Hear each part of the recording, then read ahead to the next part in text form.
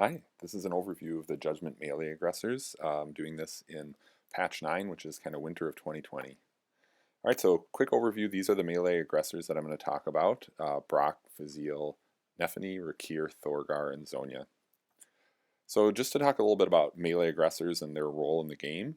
So melee aggressors are typically the most damaging heroes. They have a lot of burst damage, often having fate abilities that do huge damage in a round. Also, using melee aggressors, since they like to be up in the middle of the mix, they can contest shrines and souls. And they also have kind of built-in dice fixing with charging and ganging up, so it allows you to potentially roll a lot of dice.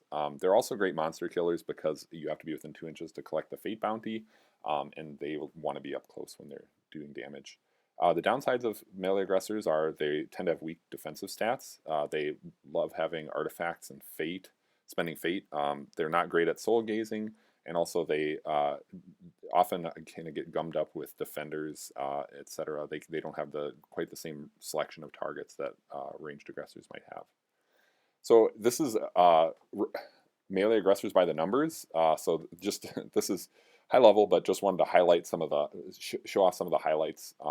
So they have very similar stats in a lot of ways. Zonia has the highest melee with 8. Thorgar has a bumped up damage track with 3, 4, 6. Nephany has the highest agi of 5. Thorgar has the highest health at 17. Four out of the 6 have a melee range of 2 inches, with the other 2 having 1. And then in terms of charging threat range, Fazil has the longest at 10 inches, and then most of the others have 9. So I'm just going to run through the cards really quickly. Obviously, I can't dig deep into every character, but I'm just going to highlight some of the abilities that make these characters unique. So Brock has his most unique ability is backswing. It allows him, if he crits on his cleaver attack, he can make a second attack. So that can boost him up into high damage, and critically, it doesn't cost fate, so it makes him a very fate-efficient hero. He also has molten metal that allows him to do 1 damage per res point, which is great against defenders. So next up, Lord Fazil. The most unique things about him are that he's undead and he's mounted. So undead gives him leech, mounted gives him his high speed +1 die and damage on charges. He also has decapitation, so it's a lucky. He has to be lucky to hit this 2 J's, but if so, he can do a huge burst of damage. Nephany. So Nephany's most unique ability is her mobility. So with Nimble, she's immune to parting blows, and with Fly, she can charge over other heroes. That means that she gets around that issue of being able to choose which targets. So Nephany is uniquely good at attacking backline heroes. Her curse ability also is kind of a control ability where if you can curse people to prevent them from contesting shrines or picking up souls. Rakir has a unique hit and run style where he can drop shadow orbs, charge in, and then he also has Toxin, which is the highest single damage ability in the game, where you spend 1 fate to do 2d6 true damage. Critically for him, he really wants to land this poison 2s. So that's kind of the key to Rakir, is making sure you can fix the dice so you can land your poison. Thorgar. Thorgar does not have a fate ability to do damage. Instead, he has Enraged Slam that lets him move 7 inches and do 4 true damage to everyone he comes in contact with and push them. So that battlefield control is one of his unique properties. He also has Mancatcher that lets him pull enemies 4 inches, which is really great. He also has a high damage track. So Thorgar is a great consistent aggressor. And then finally, Zonia. So Zonia, again, has the highest melee score, and her level 2 ability raises it up even higher when she's charging. So she's great in that she doesn't necessarily need the melee fixing magic items. She also wants to crit, because each time she crits, she puts on a Fury token, and then she can spend a fate to do d6 per Fury token. So if she can do a couple crits, she also has a really high damage fate ability. All right, so let's go over this is kind of a comparison of all the aggressors and where they're great. All of these aggressors are great at doing burst damage, so that's something that I think applies to all of them.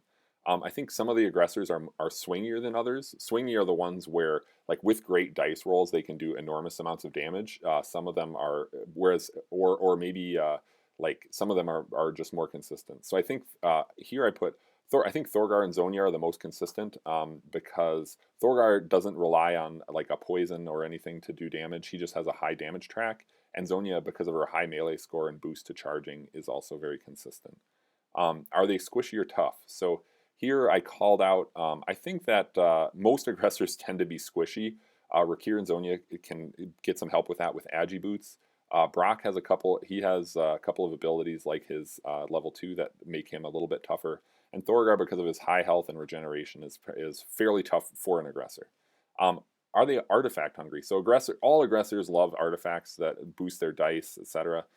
Maybe armor shredder or the leech blades. So all these aggressors want artifacts, but the ones that are most hungry for artifacts, I would say, are Brock, Nephany, and Rakir, because they really benefit the most from landing those, and they don't have the built-in dice fixing.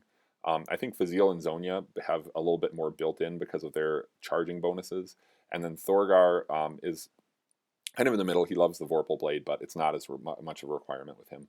And then are they fate hungry? So some of these aggressors have fate abilities that they want to use every round for maximum effectiveness. So with Nephany and Rakir and Zonia, they essentially want to fate every round to really function at maximum effectiveness. Whereas Thorgar, Fazil, and Brock can get away much better without spending that fate. And then are they good for attacking effigies? So one way to finish out the game is to directly attack your opponent's effigies, and melee aggressors can be really great at doing that. So I think the two who are uniquely good at that are Thorgar and especially Brock, because Brock can get his backswing with a low agility on the effigy. He's uniquely damaging against the effigy. So yeah, that's an overview of all the melee aggressors. This video is brought to you by wartable.online. Thanks, where you can go and play Judgment for free. Thanks so much for watching, and love to hear your feedback.